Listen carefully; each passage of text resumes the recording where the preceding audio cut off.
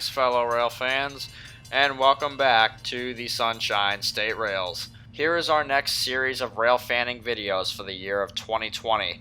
Again, a recap of the last few weeks of railfan outings, since school and other things are currently delaying me in editing these videos afterwards. This first outing on Sunday, September 20th being nothing too special.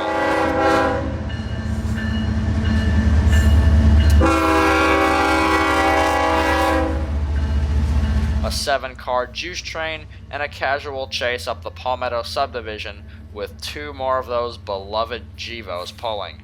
We had family members coming down later that day with barbecue, but we had a few hours beforehand, so we got out to the tracks and made use of this tiny train. Another little reason for us chasing these guys is that we were notified of Amtrak 91 having Amtrak's Phase 4 painted Heritage Engine number 184 trailing second, so we would chase these guys to Tampa, where we would wait for Amtrak 91 there.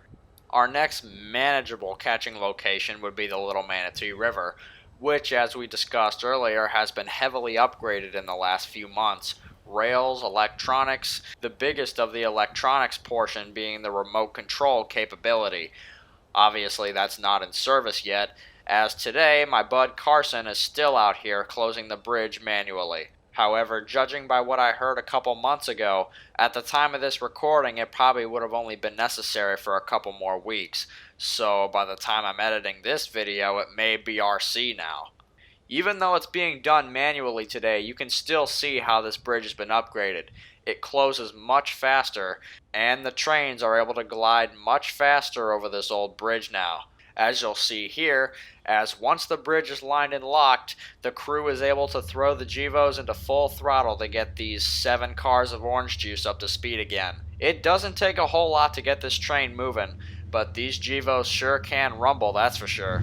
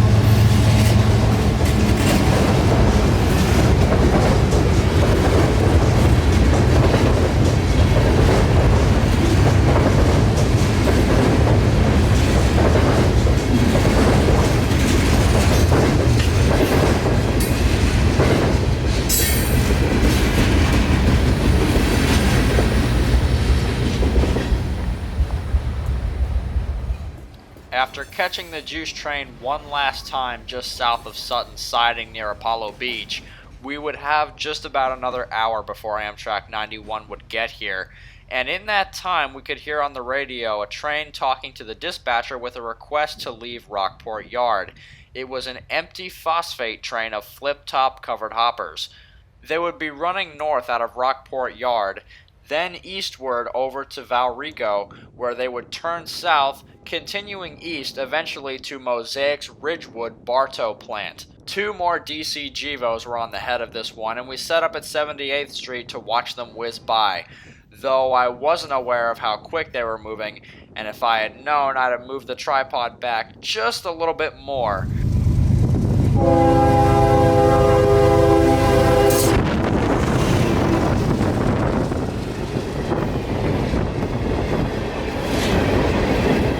Gravity saved this one, but just barely.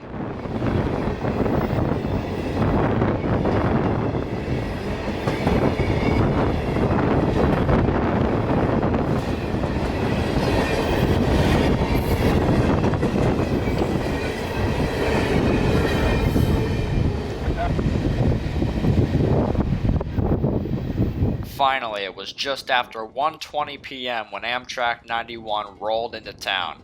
Amtrak 184 in the back as advertised. He would be going really slow here, as he would be making his first turn in about 500 feet onto the Navy Y, where he would turn his train around to back into the stub-end terminal that is Tampa Union Station. I made a note of getting him here so I would have a fair chance at getting some good pictures of a trailing unit that wasn't moving at 80 miles an hour.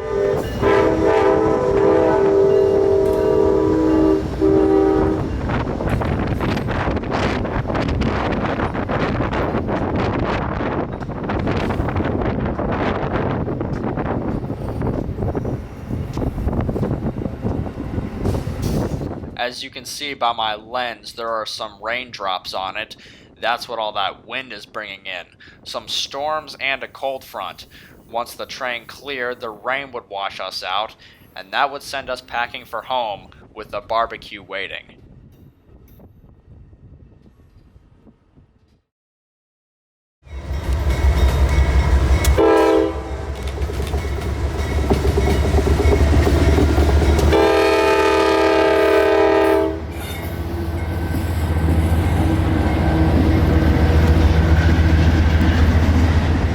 The beginning of our next outing on September 27th would find us in Edison, or Edison Y as CSX refers to it. We were headed out for a day of Central Florida railfanning today to celebrate a 3-year friendiversary for my friend Max.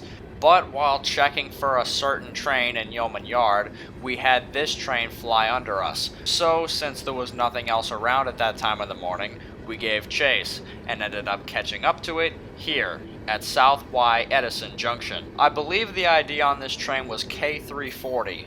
No matter the ID, this is a solid train of wet rock empties headed back into the Bone Valley, headed back to Mosaic's Four Corners mine for more wet rock, which it will later today haul back to the East Tampa docks in Riverview, Florida.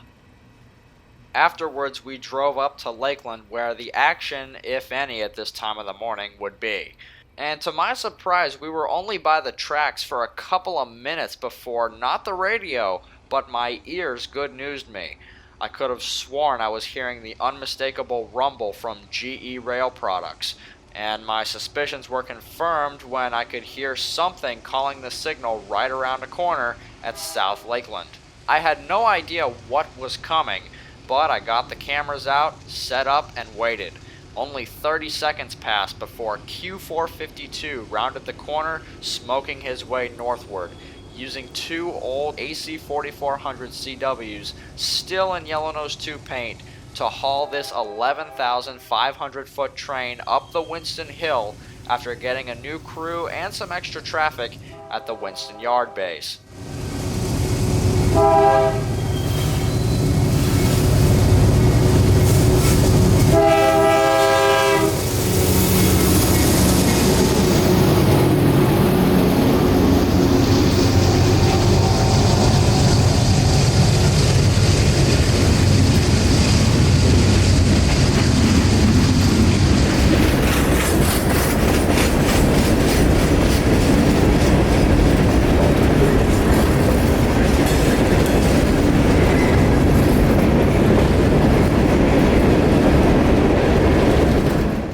After seeing 452 leave Lakeland a number of times now, it's beginning to occur to me why Q604, the nightly freight from Winston to Waycross, has been so short lately.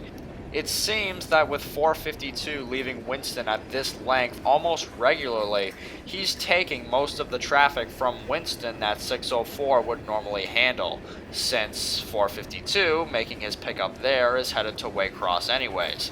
Because from what I've seen, this train compared to when it left Miami can double or even triple in length after making a pickup at Winston. Afterwards, we moved down to Plant City for our next catch, which would be Amtrak 91. The regular, well, 3 times a week regular, Silver Star from New York City to Miami, Florida. To catch once again the unmistakable scene of an Amtrak train clearing Plant City. No heritage unit on this one, but still the streak of blue that Plant City foamers know and adore.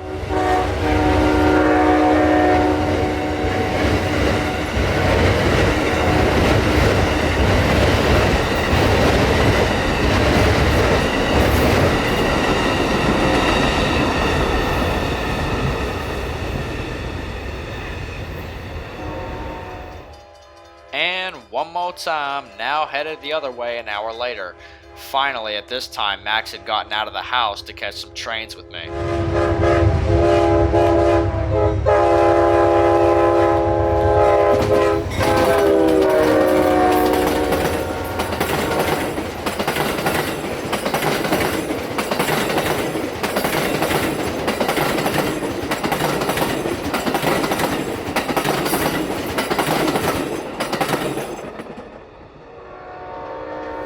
Three years. Crazy, right? Got another ethanol train now. Pretty ironic. He's still dealing with me. Yeah, crazy, right? Now it was time for that train that we were checking up on this morning when we got caught up by the phosphate train, K707, an as-needed empty ethanol train out of Tampa's Hookers Point terminal bound for Lafayette, Indiana for more ethanol loads. I say it's ironic because when we did first meet each other on September 23rd, 2017, we caught a northbound ethanol train, but with a lot more interesting power. This one only had a couple of GEVOs and an AC-44, but it was still a cool train to catch, mostly just because it was an ethanol train.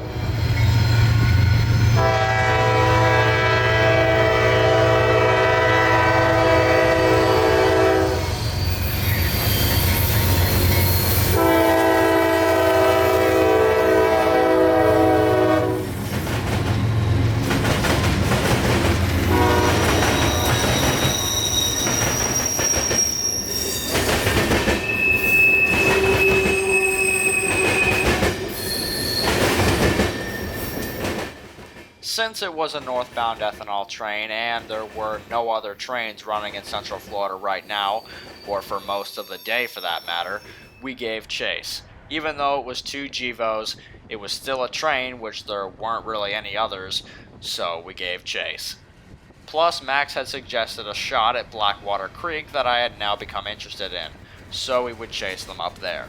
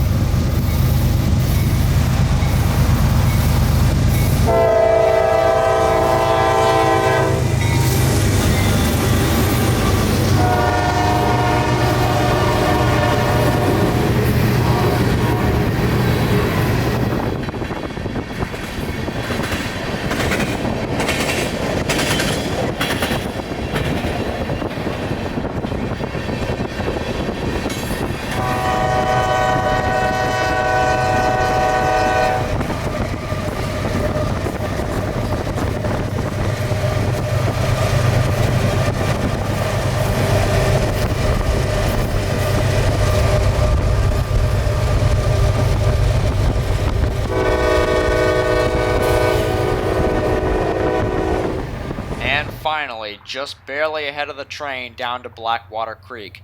And as the engines pass, you'll see why coordination with some of these shots is key.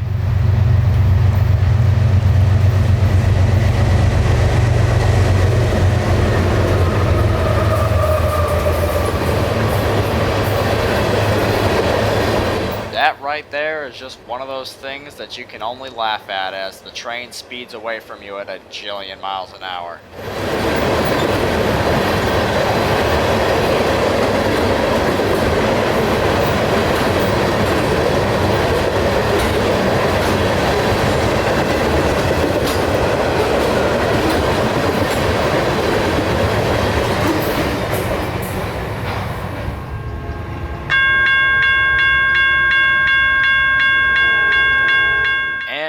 Got one more outing to squeeze into this recap. October 2nd, 2020, the Friday after school that we have made our way up to Central Florida for a night of railfanning with some of the guys. We got there just after 5, and the parade started in about half an hour. The first train was yet another streak of foamy blue.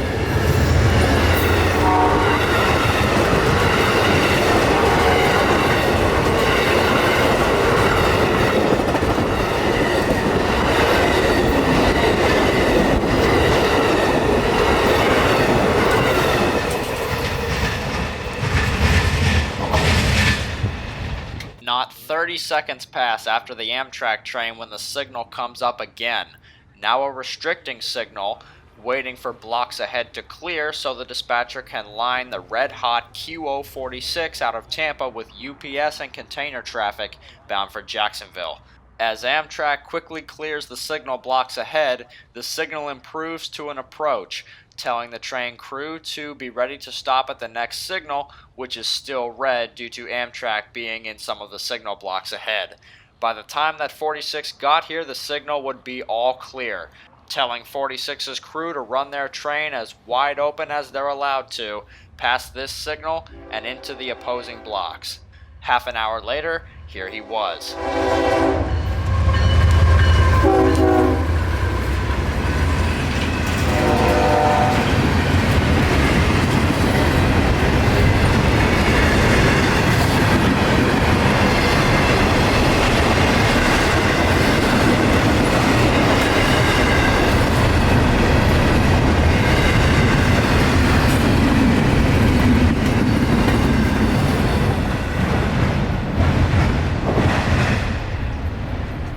I knew that within the next hour or two, my friends Mike and Grayson would be coming up from the south to meet us for railfanning tonight, but I didn't expect this to be my indication that they were growing near.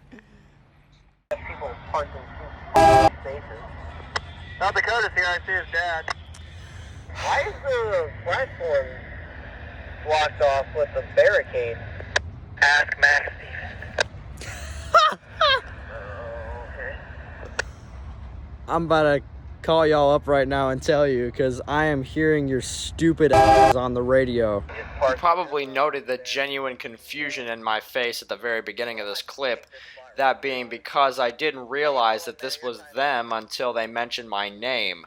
So the fact that this was coming over the radio and that I thought this was a CSX channel threw me for a loop when I heard them talking about the things they were. Turns out that the radio channel they were using to communicate through their drive was programmed into my radio at some point or another. So eventually I heard them. So, after calling them up and telling them that I heard every single word of their bingo parking lot rage, I told them where I was at and they came and met up with me, just in time for the northbound Q442, nightly mixed freight out of Tampa headed for Waycross.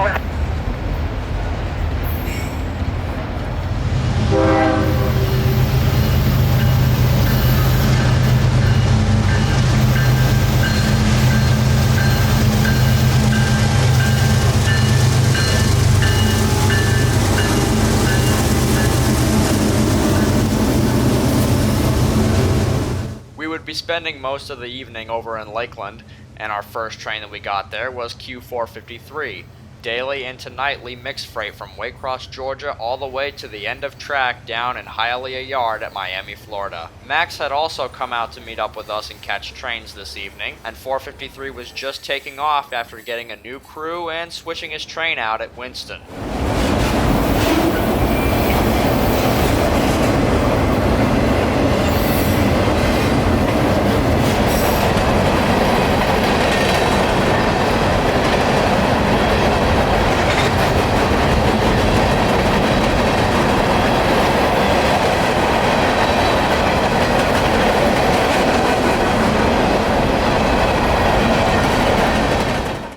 Beginning of October now, and even though the weather doesn't get much better here in Florida, those leaves falling after the train made it look almost like our first taste of fall.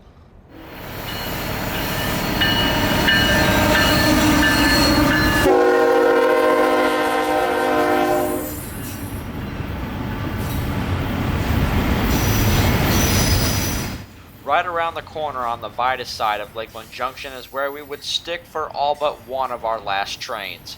Q045 was first to arrive, nightly stacks and UPS traffic from Jacksonville Intermodal Ramp to Tampa.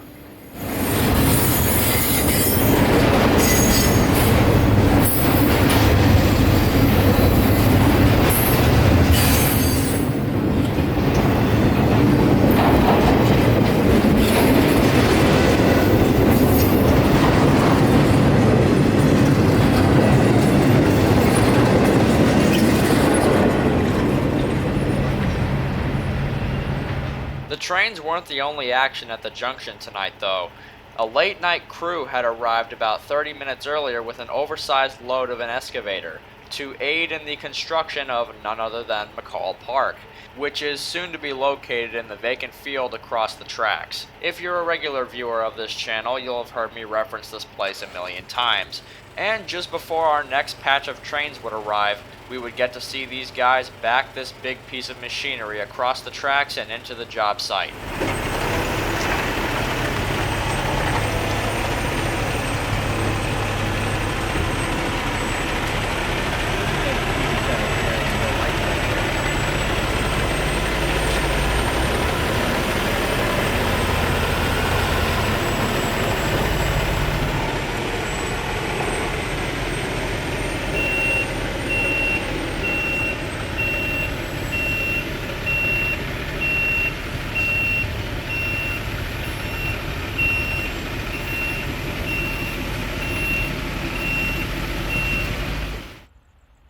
About 10 minutes after they had entered the work site, Q455, a nightly Waycross to Orlando mixed freight train, came down from the north.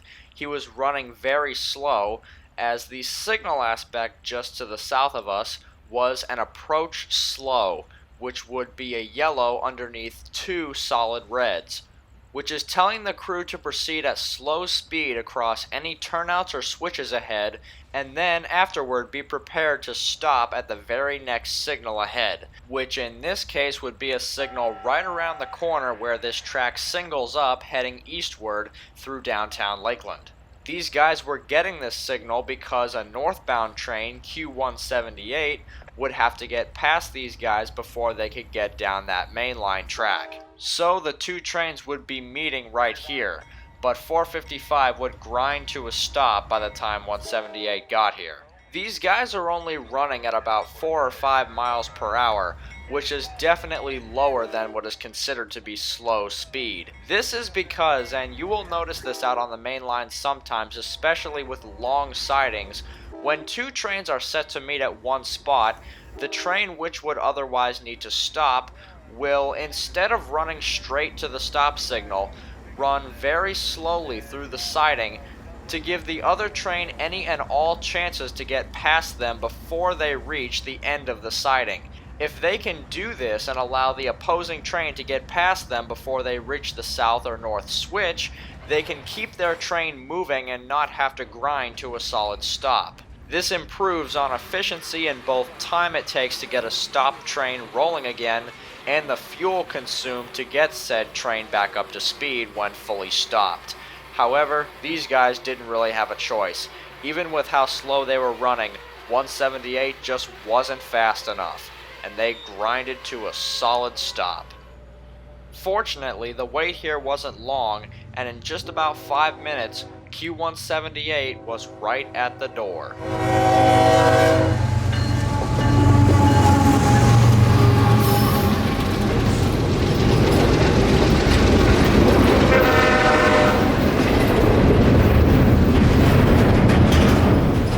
Regular viewers on this channel would recognize this train as well, Q178 being our nightly intermodal stack train out of Winter Haven to Jacksonville. Said viewers will also recognize that he regularly runs with a distributed power locomotive in the middle, not necessarily because they need more power, but morely because the physics in operating said train with this power setup is much easier and better.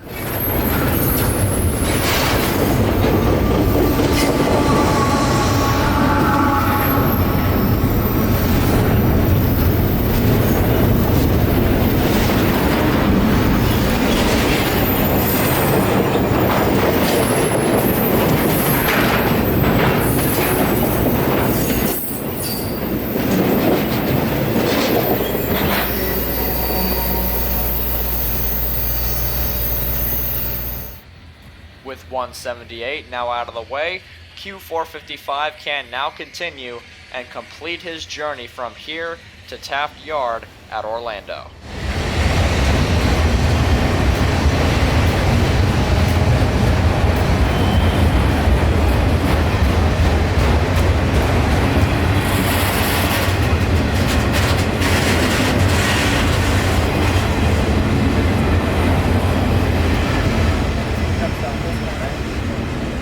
The final train that we would catch here for tonight was waiting his turn just down the hill about 2 miles to the west.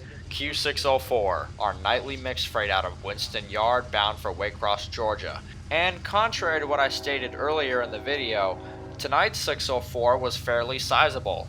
I would estimate it probably about 6,000 feet.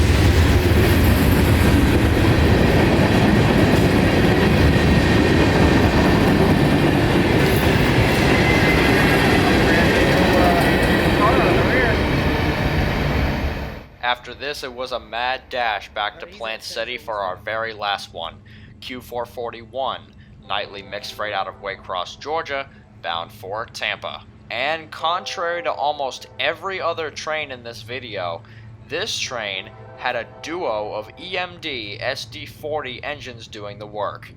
Now this is the kind of stuff that I like to see around this system.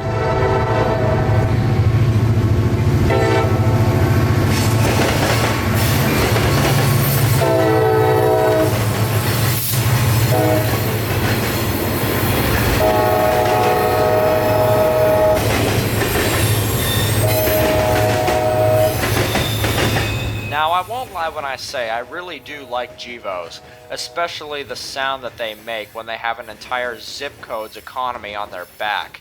The rumble of GE products have always had that interest of me. However, I do definitely prefer to see some variety along the system here and there. I catch Gevos on this channel so much that people actually think that I enjoy them. Ha, how funny. I'm just kidding. Like I said, I do enjoy the Gevos, but to see some variety really does help here and there.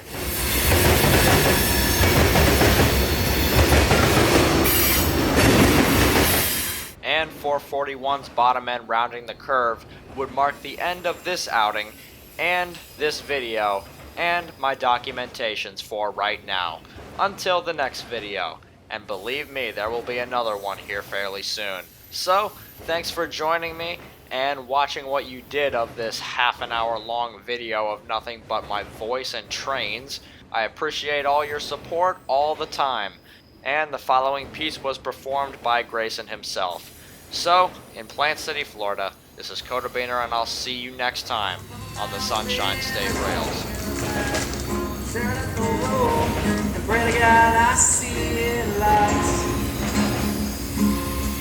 I made it down the coast at 17. I'm making me a dog. This time I hope to be rowdy. I can see my baby.